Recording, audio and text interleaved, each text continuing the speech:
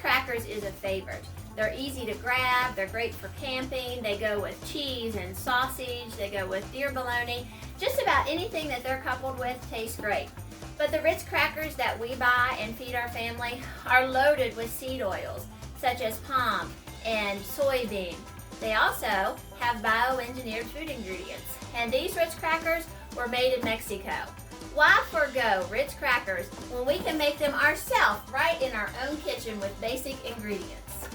Our first ingredient is going to be 2 cups of all-purpose flour. You could also use wheat. It's just going to be a little bit heavier and a little harder to roll out, but you can accomplish that if that's what you so desire. With that, we're going to add 2 tablespoons of sugar. Now I use pure cane sugar. You can use whatever you want to. Honey and maple syrup will not work. This is going to have to be a granulated sugar of some sort. You could also use stevia if you wanted to.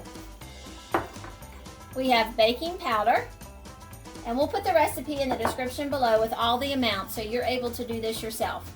And we have salt, and I use the pink Himalayan salt. Once we get all that into a bowl, which is kind of considered our dry ingredients, we're going to pour this into our blender. Now if you have a food processor, you can use that at this point, but I don't, so we're going to use this blender. We're going to pulse this just for a couple seconds.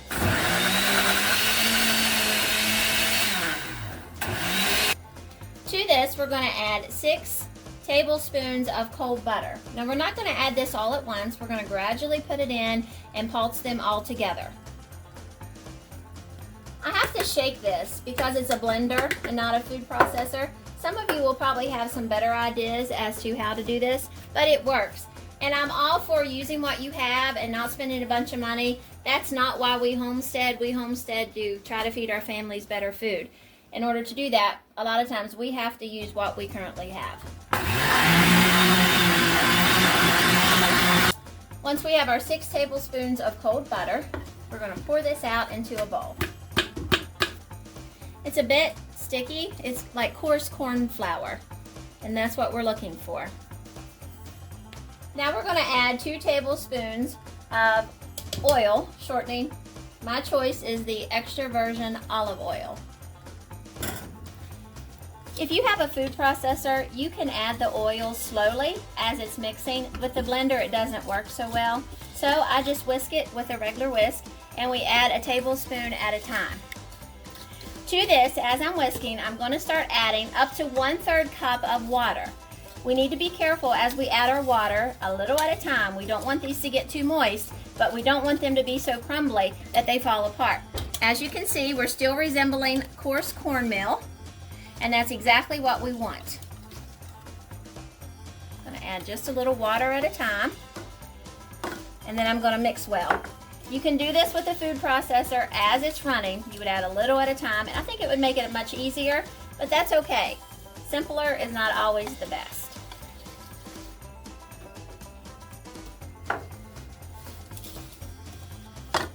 As you're mixing, you're going to notice that your dough will start to form into a ball.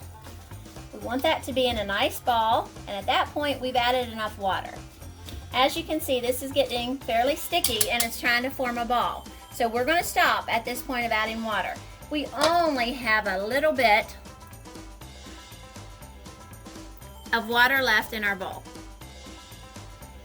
At this point, we can work it with our hands, and you can see it's not sticky, but it's not coming apart either. We're able to incorporate what little bit of off-fallings we have there back into our dough. So we're going to get ready to roll these out and cut them. We're going to roll this out fairly thin, as we know that Ritz crackers are not something that's thick. I'm going to roll it thin, and we already have a prepared sheet over here with parchment paper. We don't have a cutter, so what we have decided to use is this lid. We found this off a fish oil tablet bottle, so we're going to use this, and that's approximately the size. It's a little bit too large, but let's hope this works. At this point, we have our dough rolled out. We're able to start cutting, and this does work, and as you can see, they do look like Ritz crackers. We're going to preheat our oven to 400 degrees. But before they go in, we need to do an egg wash. So I've beaten up 1 egg, and after I get the sheet filled, I will show you how to do that on the crackers.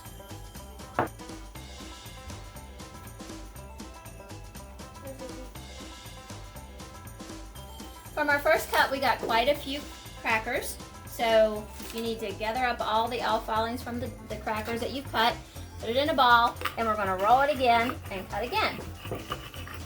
We have all of our crackers cut out, so now we're gonna do the egg wash. And that is just 1 egg, yolk and white, put it in a bowl and beat it up with a fork. That's the best way I have to beat an egg.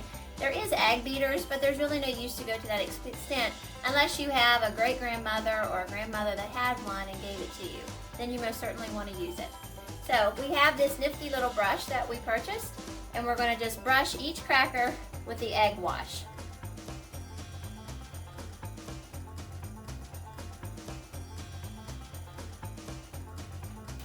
You do not need to flip the crackers. We only want to do one side.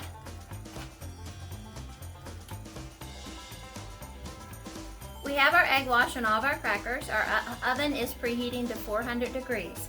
When we put these crackers into the oven, we need to put our crackers onto the center rack. If you only have 2 racks, you need to move one of the racks to the center. That's very important. If we get too low, they're going to scorch the bottom.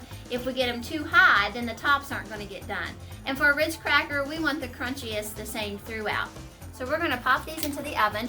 While we're working on that, we also, once they come out, we will do a butter wash on them with a little bit of sea salt. So I'm going to show you that I melt 2 tablespoons of butter and get prepared for when they come out, because they're only in there for 10 minutes, and by the time we work on our mess and get our butter melted, they should be ready to come out. Here we go into the oven. It's preheated to 400 degrees. We are going to time them for 10 minutes, and then we'll take them out and see what they look like. We've got our mess cleaned up, and while the crackers are baking, we are going to melt our 2 tablespoons of butter, which I have on the stove now. When that comes out, we're going to do a brush on the crackers, and to that we're also going to add, I use sea salt that's coarse, that you would use in rubs and that sort of thing. You can use any kind of salt you want, but this is what I'm going to use, and we'll see how that turns out. One thing I failed to tell you all was before you begin to bake, before the egg wash even, we need to punch holes in them with a fork. I just do 2 quick pokes and we have it. Another thing is they're halfway done baking. Looks like it would be better if we flip them if we want the crispiness on both sides. Now if you had them thinner than what I have, because they're kind of thick, they probably would go ahead and do that on both sides. But because these are a little bit thicker, we're going to switch them. We've got them out of the oven. Now we're going to do this butter, and just a few handful of crackers at a time so it doesn't dry. We want to make sure we get the salt on. It's going to make the taste of them.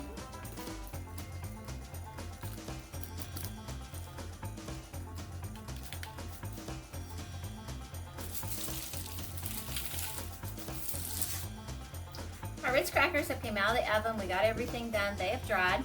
They're a little bit thicker than what I was aiming for. My family say they look like miniature biscuits, but they are a hit with everyone. They're very tasty and they are good. So the next time that I roll them out, I will make them a little bit thinner. And you can do that too. You know, we get things wrong. We're only human. So the next time that I do it, roll them thinner and there'll be more crackers also. Thanks for watching. We're also going to do a video on Cheez-Its. My husband loves Cheez-Its, but of course we are not able to purchase them because of the ingredients that's in the Cheez-Its now. And we're also going to do wheat thins. So stay tuned to our channel and you'll be able to make wholesome snacks for your family. If you homeschool, this is a great snack. You can just set on the table and the kids can study and eat at the same time. Have a great day.